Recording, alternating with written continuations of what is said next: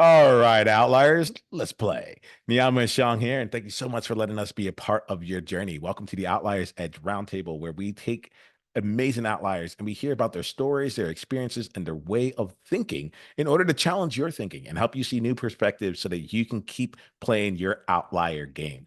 Today, we have two amazing outliers who are here to continue shining as an outlier and helping us all be able to grow and shine in our own ways as well. Um, let us get a chance to get to know each of them. Why don't we start off here with Edna? Edna, let us know more about you and the game you're playing right now. Thank you, Niiamah, for having us. We are definitely excited to be here. I am Edna Shiro. I am in Kenya, Africa. I am excited to shout out for, represent the motherland. I have been in America for the last I've been there since I was in the States from 2002 all the way to 2020. So I've lived that life. So I came to Kenya in 2020 and now I'm living this life. So we're definitely trying to balance it all out, but it is a pleasure to be here. I do have a company called Self Care without the E. So it's SLF Care. It is a holistic wellness and self-care consultancy business. So we deal with herbal supplements, we deal with wellness consultations, and we have life coaches. We have a team of counselors and therapists from the States, from Kenya. So it's a well-oiled machine right now. So we're getting that started. So we're picking it up and getting it going. So that is what I do for my day to day, but I am also a podcaster. I am a mother of one. He's two, a quite rambunctious 2-year-old, and he's definitely terrible chewing it up right now. Yeah. But I'm enjoying it all because it's my first. That's my first baby, so might as well enjoy. So juggling motherhood and entrepreneurship is quite a task, but I'm happy that I'm in the self-care field because I still get to pour back into myself when I feel like I'm running low. So definitely is something that I'm happy about. It's my purpose. I went to school. Shout out to North Carolina A&T, HBCU, Aggie Pride. It is, I went to school for journalism and mass communication, studying PR, so public relations. I just knew I was going to be an entertainment publicist. Like it was just in the plans, but God redirected my steps. So I ended up being in Kenya. And yeah, it's quite a lot, but I do talk about it on my podcast, Kenya Plug Pod. And yeah, that's just a bit about myself. So I'm very excited to have this conversation and ready to see where it goes. Yeah. Oh, so am I. So am I. So am I. Yeah, thank you so much for being here. Thank you for playing here. Just like I know it's like very early in the morning for you right now. So thanks for bringing your energy along with it. I guess like outliers will make these things happen, right? Yes. Yeah. And I think you're in a really great place because you talked about like, that was you had one life beforehand. Now like, like now this is the life here. And like as outliers Yes. be like multiple lives. Oh yeah.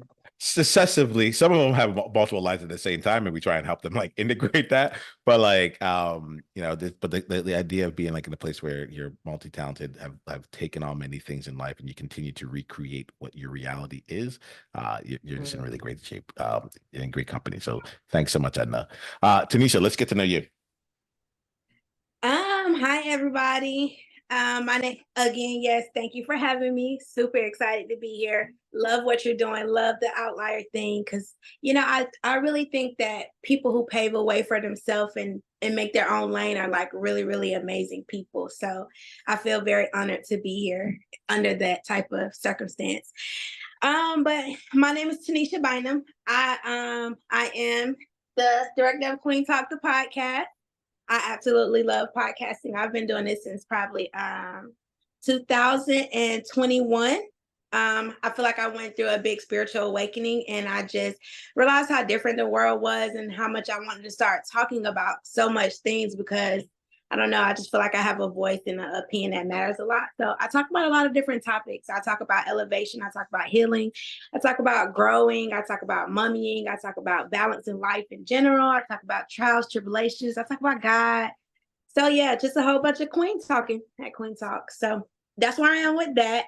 And then in my life, yeah, I work a full-time job. It's pretty cool, whatever. I'm a contractor for the government. It's okay. I work virtually from home. Don't love it, but it pays the bills really, really, really good. So I'm a mom. I have 3 sons and 2 daughters. Love them. They're content creators themselves. They are the bossy bunch. I just booted them out of my room now. So I do that a lot with them. Pretty much, yeah, that's my life. Family, goals, and growth. Well, it's awesome to have both of you here. Just to like slow down and speed up with you, like slow down to be in this conversation with you, but also speed up because I know y'all have a lot going on. I'm going to play from there, So let's jump into the questions here. I want to really play out here and keep the outliers in mind, right? Because I know that like we're consistently like recreating ourselves and like taking on those new lives here. And I want to kind of see like what's something here that from each of you, what's one belief that you had around business or around creating your platform? What's one belief that you had at the beginning, or that like you no longer serves you, or at least you're like this no longer applies to me? Like you thought it was one thing, and then when you got in, you realize like, oh, this is actually like what works for me. Edna, Tanisha, which one of you would like to start off on this one? It doesn't matter to me. Okay, why don't we start with you then, Tanisha? So you said what belief changed? Yep. What's a belief you had when you started this thing, and then what's a belief that you have now? Um, let's see. A belief that I had when I first started entrepreneurship. mm, I don't know. I guess I don't know, because I can't say that I thought it was easy, because I definitely didn't think that it was easy. But I did think that it would be a little bit easier than it actually is. And that's because I'm a very intellectual person and I try to apply logic to everything. And I'm like, okay, I know if I do A, B, C, D, then F has to happen. But in the entrepreneur life, it's just not that way. So it's like, my belief that it'll happen quickly or it'll happen just because I did this or that, that belief has definitely changed. One thing that entrepreneurship has taught me is that it could be a hit and miss, but you don't give up. If this way doesn't work, then you may have to try another way. Or, it just really taught me to that changes are a thing, that hard work is definitely a thing, and logic and entrepreneurship are like not two things that are exactly logical. So I feel you on that. I feel you on that. Like it's like just being able to see like, hey, if I took this action, normally I'm used to just a specific result, and to figure out what those actions are inside of the business, completely different game. Thank you, Tanisha. How about you, Edna? What's a belief that you had coming into this whole thing, and then and how has that shifted now that you like, yeah, how's that shifted? And I guess the thing for me is I'll look at like what's like your outlier thing. It might be a belief that works for other people. You're like, hey, most people, this is where it is, but for me, Edna, like this is what I know, like works for me. I mean, it's been a whirlwind because of the shifting of continents. But when I began entrepreneurship, I just had this idea that I was gonna be like a millionaire as soon as I started it. Like basically, not even because my idea was solid. The execution was pretty. I feel like it was pretty solid. So yeah, just like Tanisha said, like you would think that with if you have all the components of a successful business or at least a successful startup, that it would equate to a successful, go on, the sales are doing what they're supposed to do. Everything is just going to work out perfectly. But I think the main thing was just like the rate, the speed of how everything has to be. I think that's something that I came in with. So basically that's the same thing, because I was thinking I was going to be like a millionaire by, such and such, by X date. because of the fact that I have something solid here. But with that rate, that speed, that that velocity, like it was just too much. It was just too much. I was giving myself too much pressure. And then that's all the gurus are, I'm reading these books, I'm reading all this stuff. It's all this 10x stuff is going on. Like you just have to be producing so much at a high rate that you kind of just feel like, it has to happen now. And now that I'm, at least I'm actually like 6 years into entrepreneurship and constantly rediscovering my brand and constantly reinventing myself and constantly, just finding out who I am as a person so that it can, mesh effortlessly into the brand. I think that's more important than, having this, just $1 million brand all of a sudden. So, so that's mainly what it has been for me. Like the rate, the speed, like the intentionality, it all has kind of shifted now that I'm understanding that I have to nurture myself first in order to nurture the business. Because if you don't nurture yourself, you can't, even if it was $1 million brand, like it would never be a good brand because I would burn out, I'll crash out, I would be like, nothing good would come out of me because of like how I approached it. So now that I'm calm about it, now that I'm actually, now that it's, purposeful, now that it's about pleasing God and taking care of myself in terms of holistically, I care more about who I am and how I am when I come to my business and when I bring it to the brand, and less about how much money I'm making and how much, if I'm meeting these quotas and meeting this and this and that the other. So yeah, that's definitely been a major shift. And it's not like something that happened a long time ago. It's like just recently, like maybe this month. It's So an everyday I thing. just kind of took, yeah, once you take those layers off of all these expectations that everyone else has, yourself, the expectations that you have for yourself in your business, you just kind of relax and you breathe and you're like, I can just take a walk. I can just walk it out, I don't have to run, I don't have to fly, like just walk it out. So yeah. Yeah, Tanisha, I saw that there was some like resonance with you here. What did It you take with is. that? Mhm. What I was gonna say is that as I was listening to Edna, because she's saying everything so right. What I learned, what helped me like, like decompress on my journey of success, I made up this saying that I tell myself all the time. I tell myself, don't chase the success because the success is only a constant series of small wins. So as long as I get up every day and I've done this, then I'm going to get to the success. So don't press myself every day and just be like, okay, I gotta get it. I got no. One day at a time, small steps equal a big win. So just like, and definitely like focusing on self. But I actually didn't start this journey until after I gathered myself, because yeah, I'm 32 and I wasn't always this person right here, you know? So I actually started this journey after I gathered and collected myself. And I feel like God told me to do this. And it's so crazy because ever since I was a little girl, my mom always told me that mouth, that mouth, that mouth, that mouth. And, even as I grew, she would always be like, you always out here trying to figure out what you need to do. You need to go do something with that mouth God gave you. And, so like once I started podcasting, it just felt so natural to me. Like, Yeah. So let's talk about like the naturalness of things here, right? Because a lot of outliers listening.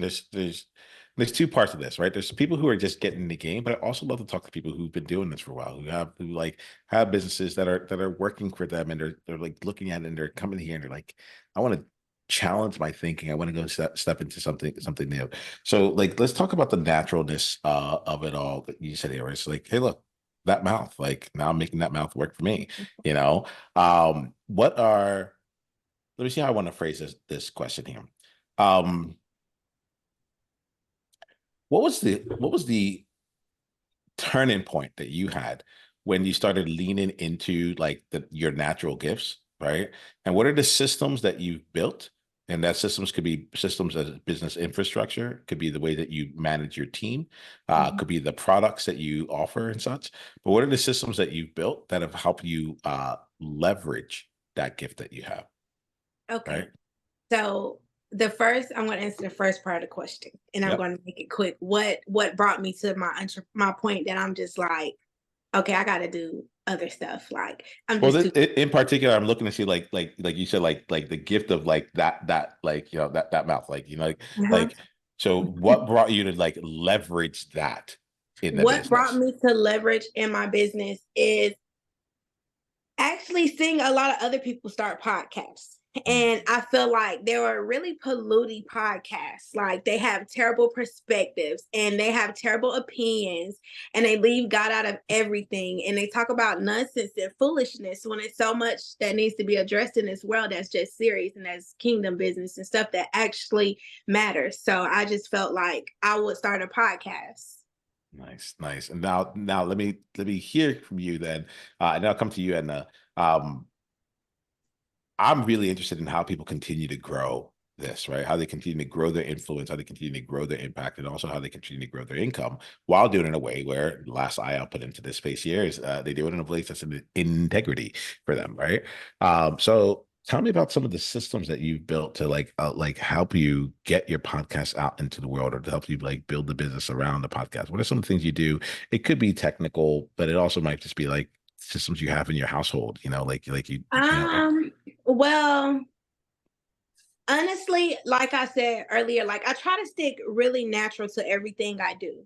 So, and I really believe that God tells me things to tell other people. Like I know when it's time to speak about things and things that I should speak about. So when things are heavy on my chest, or I've been out in the world and I've noticed this, or I've came across that, or this has came to my attention, or that's came to my attention, then I'll come to my podcast and I'll make an episode about this. And what's crazy is when I started my podcast, I started it in a closet, and that's neither here nor there. But the systems that I really use, I actually use real life.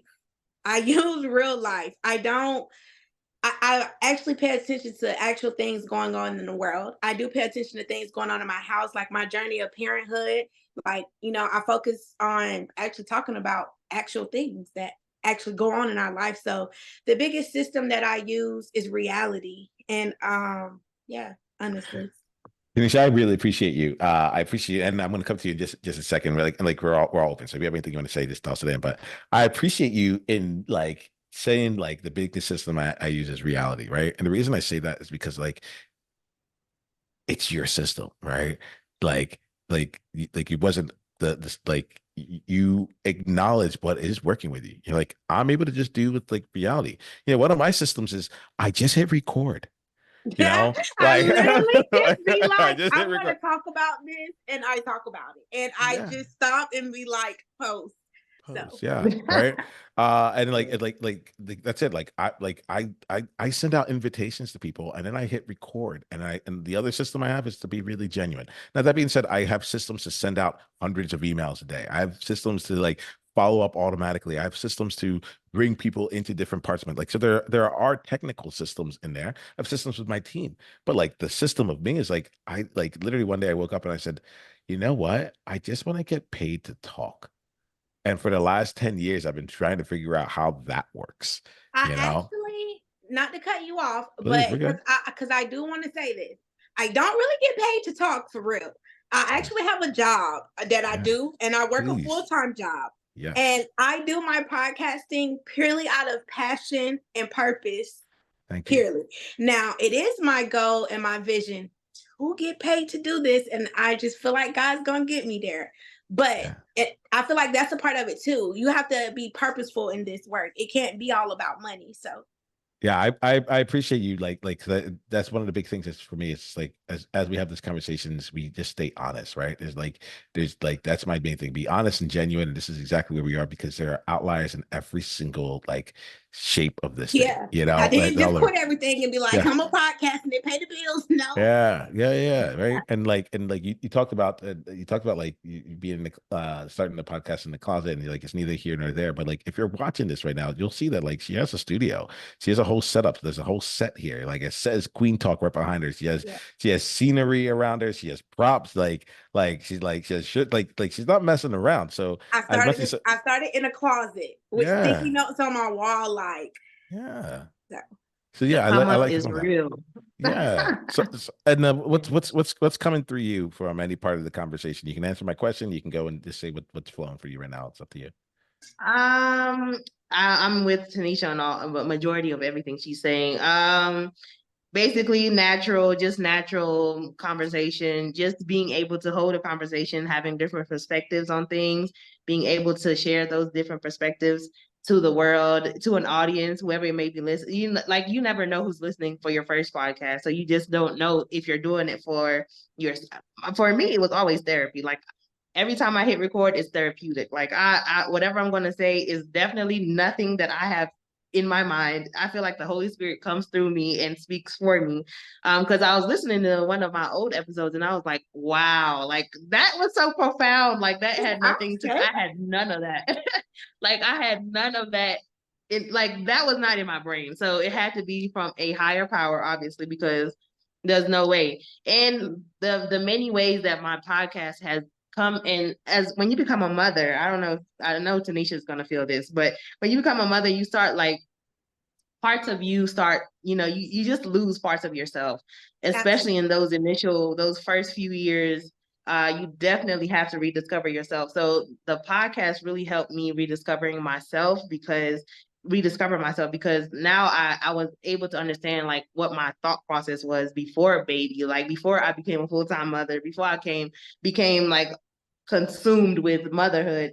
It definitely it kind of pulled me out of that, that consumption of being a mother. So I am definitely excited that I created such a platform for myself to be vulnerable, to be free, to have those just rants. If I wanted to rant, I'm gonna rant. If I wanted to talk something specific to a topic, I'm gonna speak on that. But just being able to have that experience is just a game changer.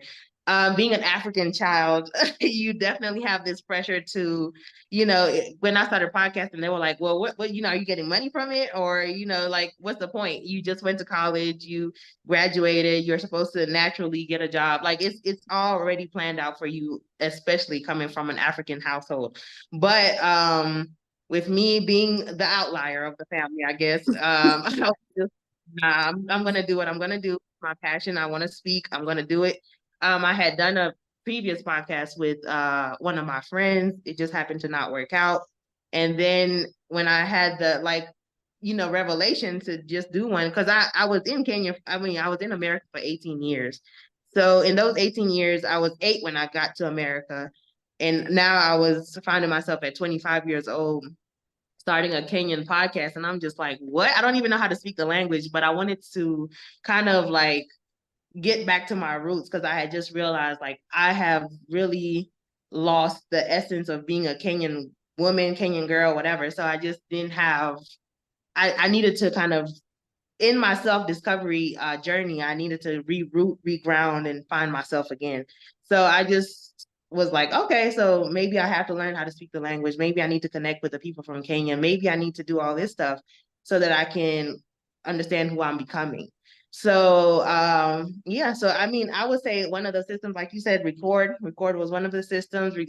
Just being authentic to myself, authentic to whatever it may be. Number one. Yeah. Key.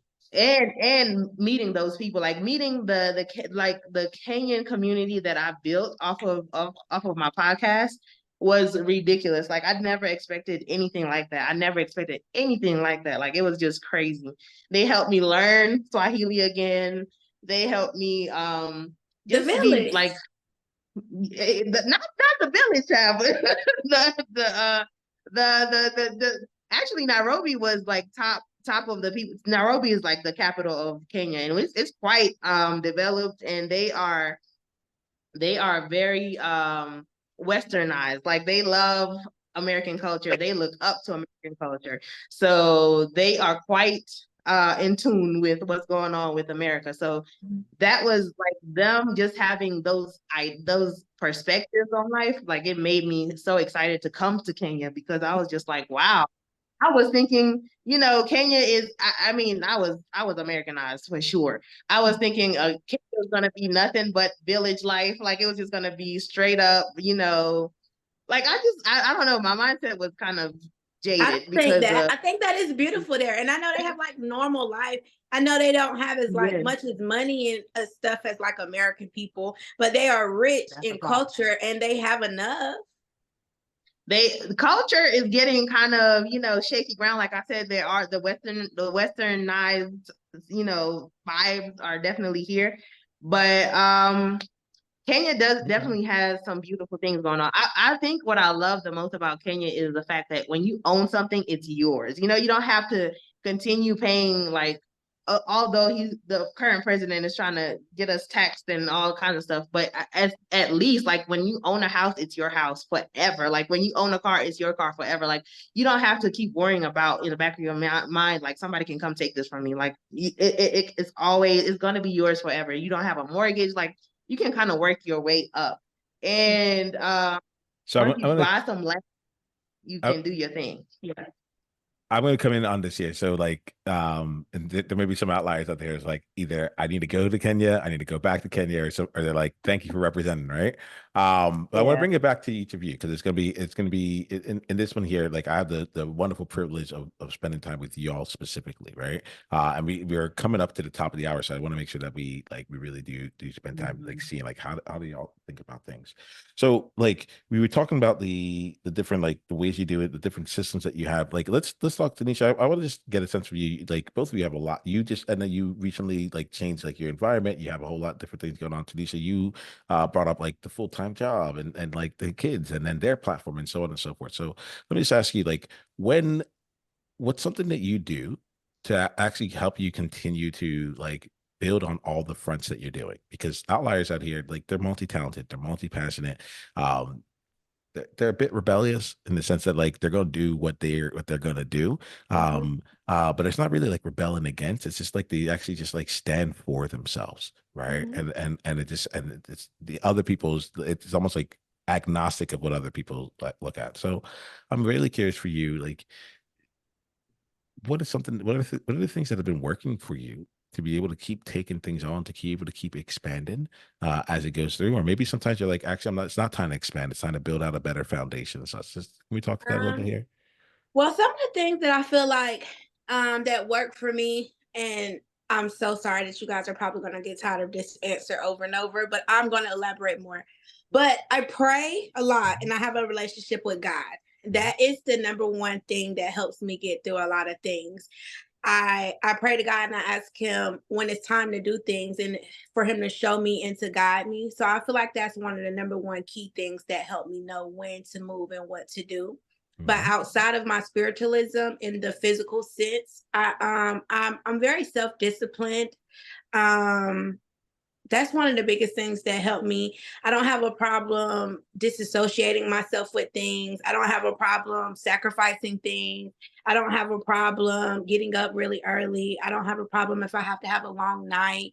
I don't have a problem having a busy day. I don't, I'm just all in when it comes to what I want to accomplish within my life. So because I just am a firm believer that hard work pays off.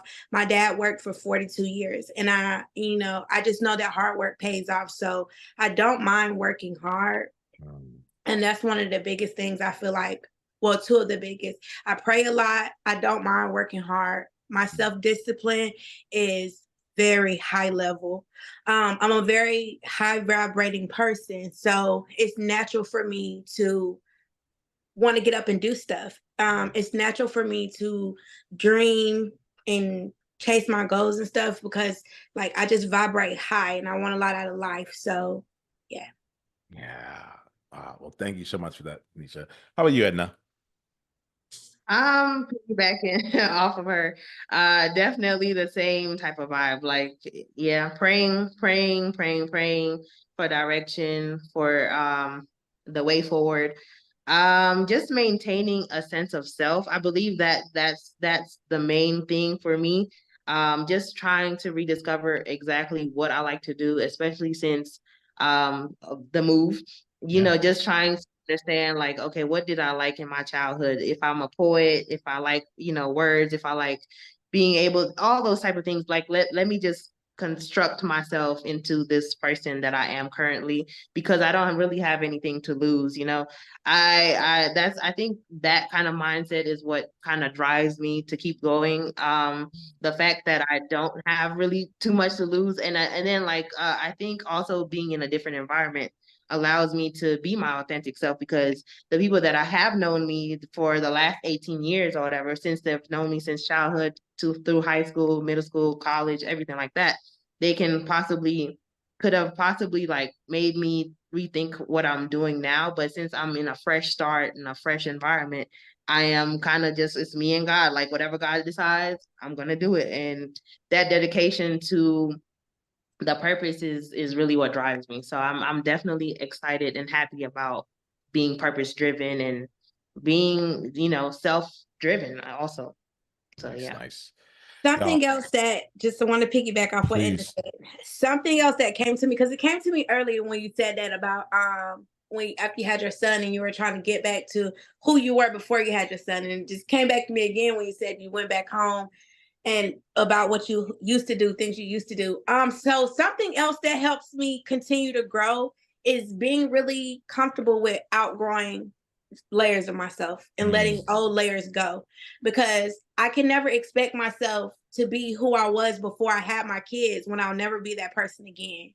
So I allow myself to be comfortable never being that person again and accepting the changes with who come with who I am now moving forward, who I'll have to continue to be. So something that really allows me to be comfortable is comfortably outgrowing old versions of myself and being happy and content and growing into new versions of myself. So Oh, I love this shit. Like we're gonna start wrapping up here, but I think that's so helpful, right? Because like that's the thing here is Outliers. Like this is a growth platform. Right? I bring y'all in here because y'all continue to find ways to keep pushing yourself, to keep growing out there. And a lot of times we run into people that are like that run into the barriers, that run into the conflict of like, well, I used to be, this is who I used to be. And it's wild because we talk authenticity and but like there's almost a sense of like authenticity can be like really tricky realistically. I don't use that word all that often that much because it's like it's been, there's so many different interpretations of it, but like I think the thing about it, the real thing about it is I think that there was a time where I stopped growing because I said, well, this is me, this is yeah, who I am. And it's like, well, that's who I was at a time and I'm really grateful for that, but is it still me? Right. I haven't brought this in, but I have two young kids under the age of 4. Right. I'm like, to your point, like that was me. There was a time where I would knock around my college doors and like go sing a cappella but am I that guy anymore? I like no, not meeting this. There's times where I would go into large groups and meet everyone and just like socialize and all that stuff and be like the center of attention there. Now I'm like, Yeah. hey, why don't you come on here and y'all can be it? Like it's a different, they're different things. And I appreciate that you bring that in because we keep growing.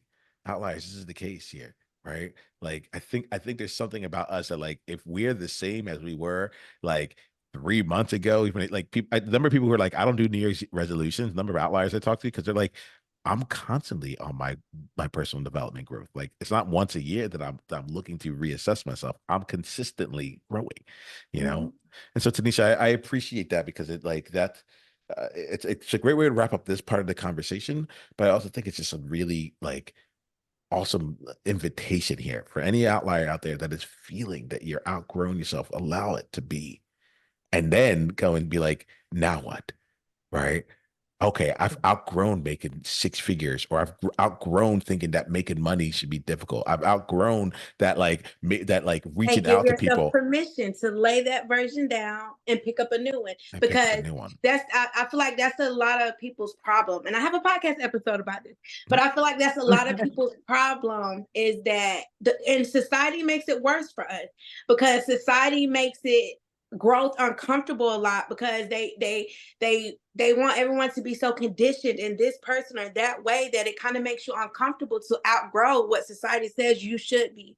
So you have to be able to be comfortable saying, yeah, I used to do that, but I don't do that no more. Yeah, I used to work over there, but now I do this. Oh yeah, I used to didn't have no kids, but I'm a mom now. You have to be comfortable laying versions of yourself down and picking up new ones. continuing to do that, because I think there was a time where I was comfortable, and then I'm like, well, now I've been doing business for 10 years. Like, I should have a thing. I should have my niche. I should have my products. I should have my thing, right? But I think that's where the freedom comes in, where it's like, what if you never had to let that go, but you kept growing with it. You kept growing it intentionally. Well, Edna, Tanisha, we're at our time here, and how I like to wrap up our conversations is twofold. One, I want to make sure Outliers have a way of like continuing down the journey with you, right? To just deepen down the journey with you. So if you can go ahead and share with us how they can do that. And then the second thing that I want you to do is to also share with us an insight that you got from this conversation. We all got things from y'all, but what's one thing that you learned during this conversation? And if the answer is like, I didn't learn anything, then and so be it. That is what it is too. No pressure. But like, we'll start off with you, Edna. How do we continue the journey with you? And then what's something that you learned during this conversation? Yeah, so you can find my podcast on Spotify, Apple Podcasts, and so forth. I even have a few YouTube videos, but that is at Kenyan Plug Pod. So Kenyan Plug Pod, Kenyan Plug Podcast. However you type it in, podcast is fine. You will see a little icon of me with the Kenyan flag. So that's how you find the podcast. For my business, it's Self Care with She, once again without the E, so SLF care with She. So Shiro is my middle name, so just cutting out the RO, so SHI. One thing that I definitely took away from this session, from this recording, is just just continue. I think I'm on the right path. I mean, I feel like mainly that what it was for me was that just feeling like I'm on the right path. Even when I feel like I'm off of the path, I'm still on the right path, and that to think outside the box to maintain that, that outlierness, I guess, to just know, just like, okay, so if I'm not that person that I used to be, if I'm like, be okay with every stage of this walk. So I think that's mainly what it is for me. Just continue to reinvent myself, refocus, reorganize, and just keep going at it. Execute, execute, execute, and definitely keeping God at the center of it. With Tanisha here, I've definitely, yeah, I feel like I need to be on Queen Talk, but that's I'm another gonna have to come put you on Queen Talk. Yes, I love Yeah. this year. I let us know when y'all two collab, and then like we'll make sure that Outliers know too, so they can get more of you on the space here, right? Absolutely. Love it, love it, love it. Tanisha, how about you? What is how do they deepen their journey with you? And then on top of that, what's something that you learned about yourself or remember today? I definitely feel like Edna. This was definitely very refreshing for me. It made me feel like I'm on the right journey. And like she said, sometimes even when I feel like, I'm not, because honestly, I haven't been podcasting as much as I needed to here lately. And when you emailed me, it was very refreshing. And this was very refreshing. And it was like a reminder to me that people see us, and it all adds up. Just keep going and definitely keep God first. It's refreshing to know that other people are on the same journey as me, just trying to figure it out, but having the courage to do it in the midst of figuring it out. So it's just, yeah, and I learned a new word, and I feel like I'm now a part of the Outliers tribe. So I'm Yes, gonna indeed. be using that, and yeah, it was just very refreshing for my soul and spirit to be here, and I am very happy for that.